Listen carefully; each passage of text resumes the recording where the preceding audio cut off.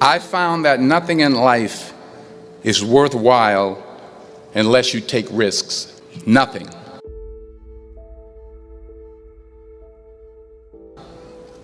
Nelson Mandela said, "There is no passion to be found playing small and settling for a life that's less than the one you're capable of living."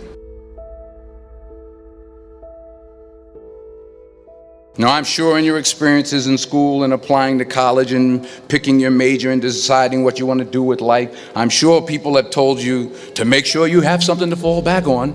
Make sure you got something to fall back on, honey. But I never understood that concept, having something to fall back on. If I'm going to fall, I don't want to fall back on anything except my faith. I want to fall forward. I figure at least this way I'll see what I'm going to hit. Fall forward. This is what I mean.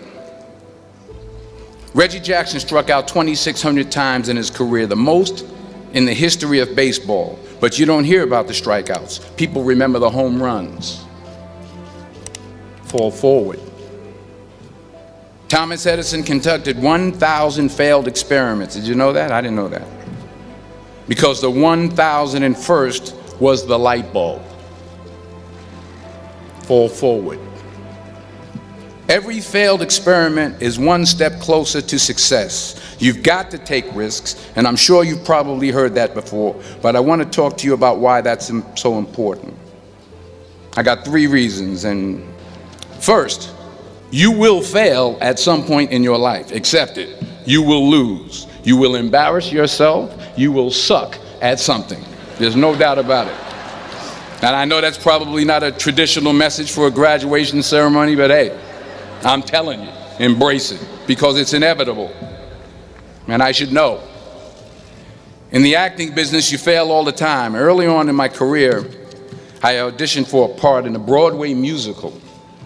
Perfect role for me, I thought, except for the fact that I can't sing. So I'm in the wings, I'm about to go on stage, but the guy in front of me, he's singing like Pavarotti, and I'm just shrinking, I'm getting smaller and smaller. So I come out with my little sheet music, and it was Just My Imagination by The Temptations. That's what I came up with.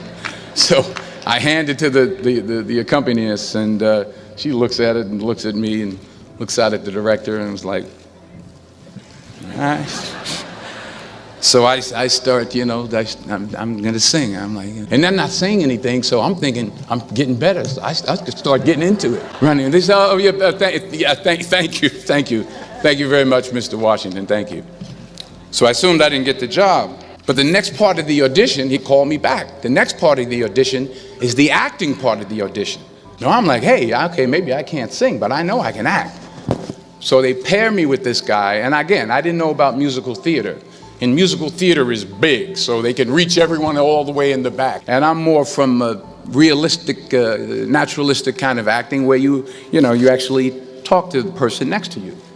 So I don't know what my line was. My line was, well, hand me the cup. And his line was, well, I will hand you the cup, my dear. The cup will be there to be handed to you. I said, oh, okay. Well, should I give you the cup back? Oh, yes, you should give it back to me, because you know that is my cup and it should be given back to me. I didn't get the job.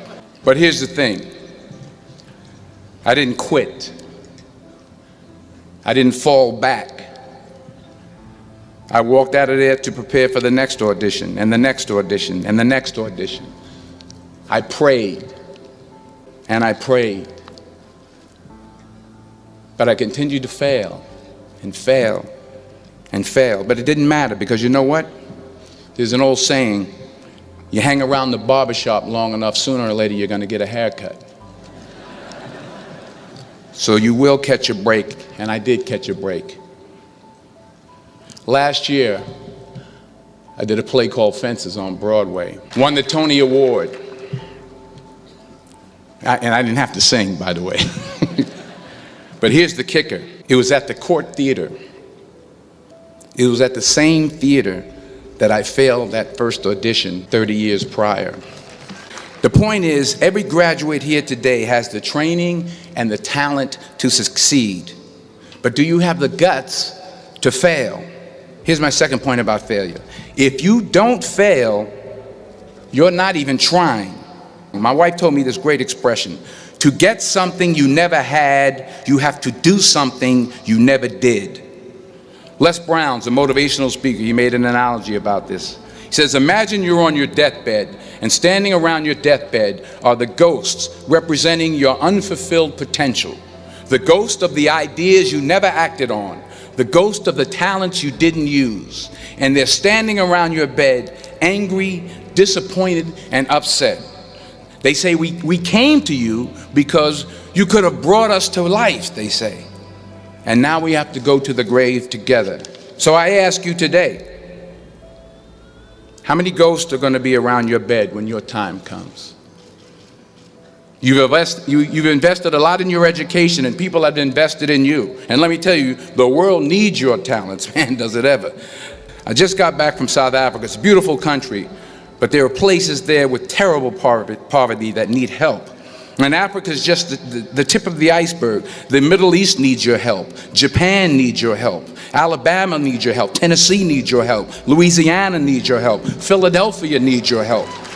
The world needs a lot. We need it from you, the young people. So you got to get out there. You got to give it everything you got, whether it's your time, your talent, your prayers, or your treasures. Because remember this, you will never see a U-Haul behind a hearse. You can't take it with you.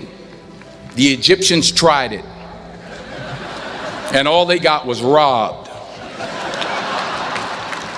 So the question is, what are you going to do with what you have? I'm not talking about how much you have.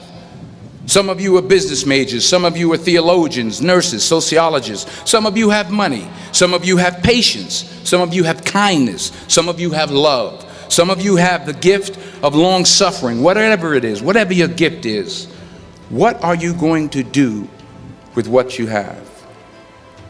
All right, now here's my last point about failure. Sometimes it's the best way to figure out where you're going. Your life will never be a straight path. I began at Fordham University as a pre-med student. I took a course called cardiac morphogenesis. I couldn't read it, I couldn't say it, I sure couldn't pass it. So then I decided to go into pre-law, then journalism. And with no academic focus, my grades took off in their own direction. I was a 1.8 GPA one semester, and the university very politely suggested that it might be better to take some time off. I was 20 years old, I was at my lowest point. And then one day, and I remember the exact day, March 27th, 1975, I was helping my mother in her beauty shop. My mother owned a beauty shop up in Mount Vernon. And there was this older woman who was considered one of the elders in the town. And I didn't know her personally, but I was looking in the mirror, and every time I looked at the mirror, I could see her behind me, and she was staring at me. She just kept looking at me. Every time I looked at her, she kept giving me these strange looks. So she finally took the dryer off her head and she said something I'll never forget. First of all, she said, "Somebody give me a piece of paper, give me a piece of paper." She said, "Young boy, I have a prophecy, a spiritual prophecy." She said, "You are going to travel the world and speak to millions of people." Like a wise ass, I'm thinking to myself, maybe she's got something in that crystal ball about me getting back into school next fall. But maybe she was on to something, because later that summer, while working as a counselor at a YMCA camp in Connecticut, we put on a talent show for the campers. And after the show, another counselor came up to me and asked, "Have you ever thought about acting? You're good at that." When I got back to Fordham that fall, I got in and I changed my major once again for the last time. And in the years that followed, just as that woman prophesied, I have traveled the world and I have spoken to millions of people through my movies. Millions who, up till this day, I couldn't see while I was talking to them. But I see you today, and I'm encouraged by what I see, and I'm strengthened by what I see, and I love what I see. Let me conclude with this one final point. Many years ago, I did this movie called Philadelphia. We filmed some of the scenes right here on campus. Philadelphia came out in 1993. It's about a man played by Tom Hanks who's fired from his law firm because he has AIDS. He wants to sue the firm, but no one's willing to represent him until a homophobic ambulance chaser lawyer, played by yours truly, takes on the case. In a way, if you watch the movie, you'll see everything I'm talking about today. You'll see what I mean about taking risk or being willing to fail. Because taking risk is not just about going for a job. It's also about knowing what you know and what you don't know. It's about being open to people and to ideas. In the course of the film, the character I play begins to take small steps, small risks. He very, very, very slowly begins to overcome his fears. And I feel ultimately his heart becomes flooded with love.